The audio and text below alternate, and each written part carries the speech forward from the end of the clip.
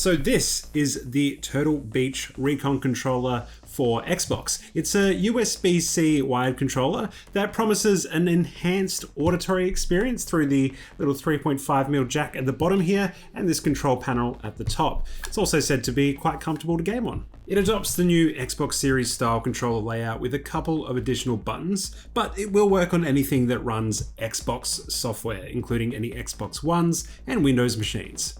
That's lucky for me because I didn't get a chance to play this on any of the new Xbox Series consoles. I just don't have access to one. But I did get to play this a lot on my PC and my positively geriatric 8-year-old Xbox One. 8 years. Where did that time go? Oh yeah, into video games. In the box you'll find the controller itself, but you'll also find one of the most generously sized USB-C cables ever included with the controller. This braided cable is 3 meters long and even comes with its own Velcro cable tie. The cable is a great touch, but it is also kind of a necessity because the controller, well, it's not wireless at all. It doesn't have Bluetooth, it doesn't have internal batteries, it has to be cabled up all the time. For someone like me who primarily plays at their desk, this isn't a problem at all, but for lounge room console gamers, an always wired controller may be a bit of a deal breaker, especially if you're gaming in a shared space. The trade-off is that you get crisp, latency-free audio flowing down the USB-C cable into your controller, out of the 3.5mm jack, into your headphones, and into your ear holes. Sure, you can do that wirelessly on the default Xbox Series controllers as well, but this controller gives you way more control over what you actually hear. So I actually tested this with a bunch of different headphones that I've just got lying around. I've got the Astro A40s gaming headset, sounded great. The SteelSeries Arctis 3 gaming headset also sounded great. Mic sounded good as well. I also tried, where are they? I also tried the Sony WX-M. You know what these are. I tried these. They sounded all right. And I also tried these ones. Jesus. I also tried these JBL earbuds, which I found on the street like 5 years ago. And these actually sounded surprisingly good. So overall, it is good to know that pretty much anything with a 3.5mm jack should work. With the headphones plugged in, you can choose between 4 EQ presets. I tested all of them and can safely say they're all pretty good. It is certainly an improvement over plugging it into a standard Xbox controller, but I would say you'll probably find one that you like and just stick with that. It's good to have options though. You can override your EQ choice at any time with this button here, which toggles something called superhuman hearing, which is said to give you the ultimate audio advantage. I found that pressing it certainly makes everything louder, and maybe it raises the higher frequencies like footsteps and gunshots a little bit, but really it's not going to be enhancing your video gaming abilities.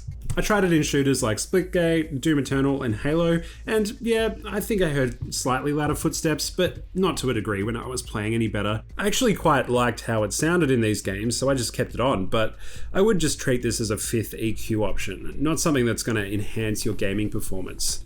I mean, come on, the only thing that is going to make you better at video games is teamwork and Mountain Dew. I need some Mountain Dew.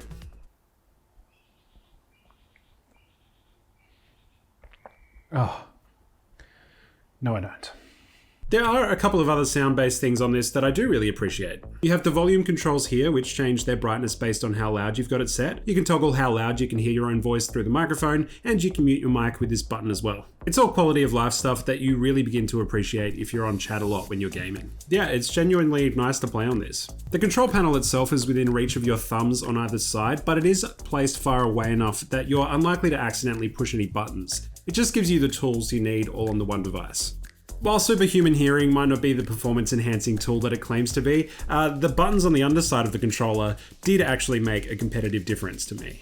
So you can map any of the other buttons to these underside triggers using the control panel here, but if you don't do that, the right trigger actually allows you to precision aim. It basically lowers the sensitivity of your thumbstick way down so you can aim with a bit more finesse. As someone who waves their gun around like a fire hose while playing console shooters, this was actually performance enhancing, and I felt a tangible difference in my gameplay.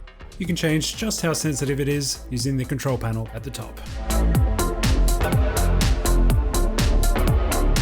Overall, I like the Recon controller. Being wired, it's probably not going to be for everybody, but for gamers who want something that can handle pretty much all the controls on one device, this is certainly worth checking out.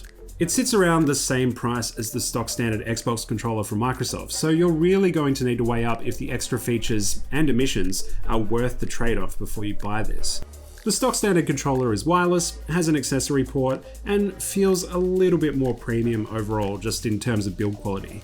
On the flip side, the Recon controller gives you all the chat and volume controls you need right where your thumbs are, and can give you a very slight advantage in competitive shooters. So if you're looking at buying a controller for your competitive gaming needs, this is certainly worth looking into, and that does go double if you're competing at something that involves shooting. If you're just in need of a controller for Player 2, or you don't really use chat that much, you might have a better time with Microsoft's default controller.